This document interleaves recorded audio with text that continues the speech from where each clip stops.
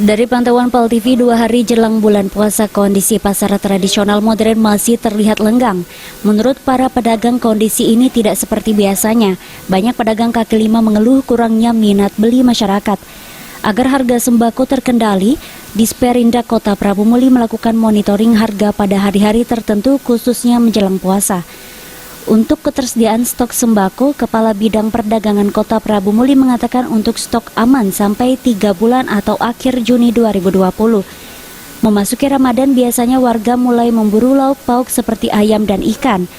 Seperti di PTM Prabu Muli, harga eceran beras mencapai Rp9.500 sampai Rp10.000. Sedangkan harga ayam berkisar Rp12.000 dan harga daging sapi Rp120.000 per kilonya. Sejauh ini pemantauan kita untuk sembako itu cukup tersedia, bahkan melebihi dari bulan puasa, bisa sampai 2-3 bulan ke depan. Harga juga masih stabil, tidak ada peningkatan, karena pengunjung juga tidak begitu ramai, tidak begitu meningkat secara signifikan seperti sebelum ada corona. Kepala Bidang Perdagangan Kota Prabu Muli, Ibu Eviana, menghimbau kepada seluruh warga untuk tetap menjaga jarak dan menerapkan pola hidup sehat.